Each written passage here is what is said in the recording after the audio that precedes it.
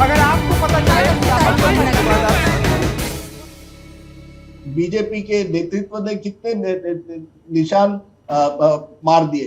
एक तो आपने सरकार गिरा दी, शिवसेना लेड गवर्नमेंट, महाराष्ट्र विकास आघाड़ी यानी एक विपक्ष की बड़ी सरकार, देश के नंबर 2 स्टेट में उत्तर प्रदेश के बाद 48 लोकसभा सीटें आती है, तो वो सरकार गिरा दी। तो एक निशाना हो गया कि उद्धव ठाकरे की सरकार जो बनी थी, आपको लगा एक तरह से बिट्रियल था कि 2019 में देवेंद्र फडणवीस की सरकार बनने जा रही थी, लेकिन आपने लास्ट मिनट पर उद्धव ठाकरे चले गए शरद पवार और कांग्रेस के पास। सो एक तो आपने सरकार गिरा दी।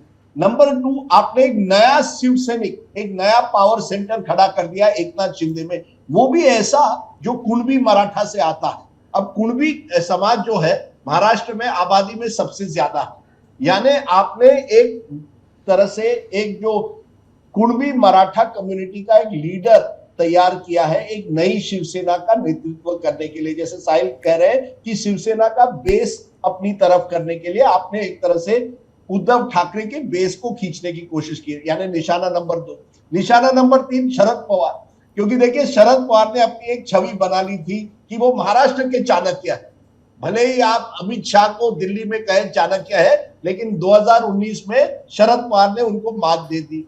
अब उसी शरद पवार को कहीं ना कहीं आपने मार्जिनलाइज कर दिया या उनको आपने हरा दिया, क्योंकि उनको जैसे आप कह रहे थे पूरी तरह से पता नहीं था कि इतनी बड़ी बगावत हो रही है अपने सरकारी गुट में, अपने अलायंस में।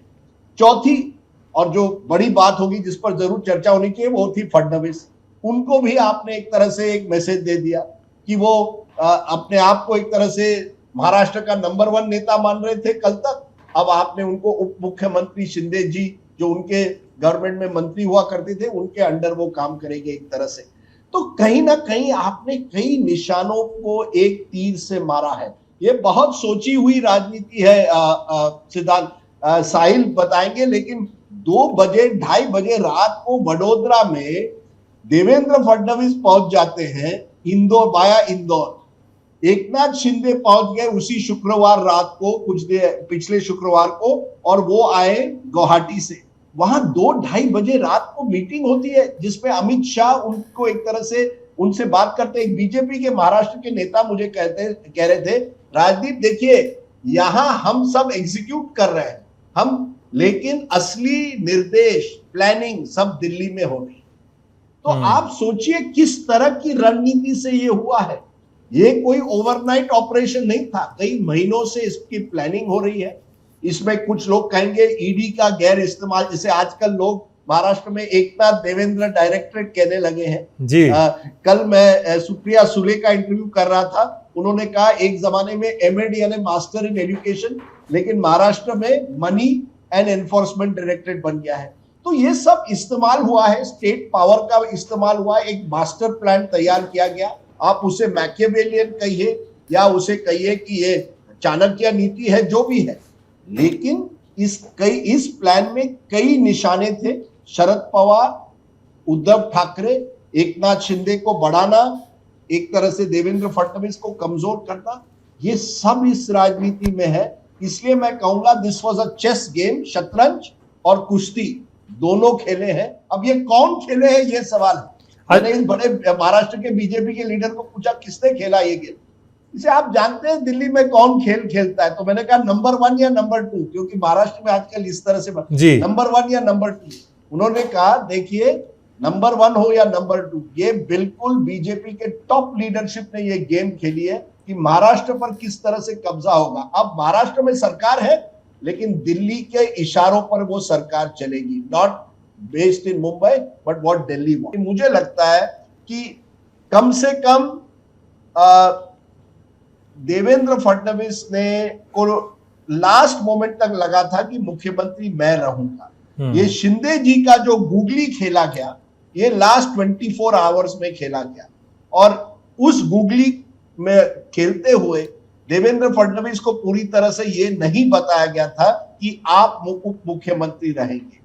अब डैमेज कंट्रोल के लिए जो भी कहें, कई लोग कई चीजें कहेंगे, लेकिन एक मैसेज गया है मुझे लगता है कि Devendra Fadnavis also has been downside. जैसे मैंने कहा एक निशाना उन पर लगा, और ये अब स्पेक्यूलेशन है कि सिद्धांत देवेंद्र फडणवीस इज 1970 बॉर्न, उनकी उम्र कितनी है 51, he is 52 this year. Amit Shah 64 born, he is 58 at the moment, and Yogi Adityanath I think is 50, 49 या 50 है, आप उनकी एज इतनी ही लगभग है। तो तीन ऐसे व्यक्ति हैं उस एज ग्रुप में। अब आप हेमंत बिस्वा शर्मा को जोड़ दीजिए, लेकिन वो उनका नाम भी कभी कभी चर्चा में आता है कि could be a future leader, but these are in the same age group. अब उस एज ग्रुप में महाराष्ट्र का मुख्यमंत्री अगर तीसरी बार होते इस बार, you control India commercial capital. अब कहा जाता है वो गृह मंत्री बन सकते हैं, फाइनेंस मिनिस्टर बन सकते हैं, वो बात अलग है, but you are not chief minister.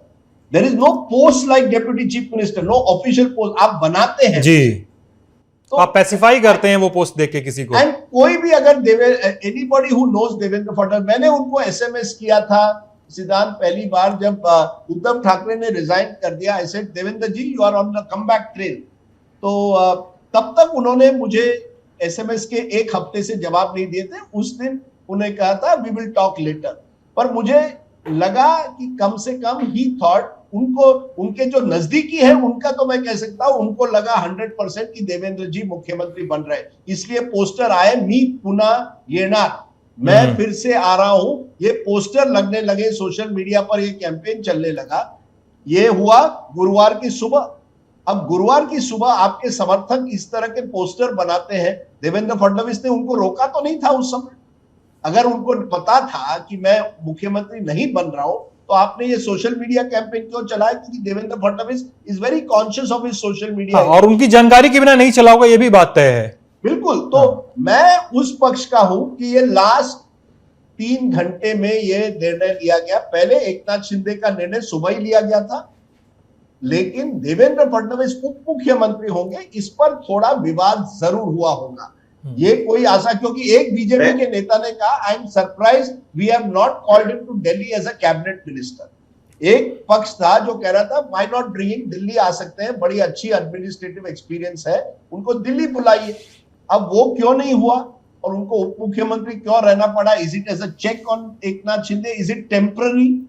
देखिए ये सरकार कितने महीनों रहेगी, इसमें साहिल और मुझ में शायद थोड़ा विवाद होता है, क्योंकि मुझे लगता है बीएमसी चुनाव के बाद बीजेपी तय करेगी क्या उनका जो ये लक्ष्य है कि शिवसेना को कैप्चर करना है।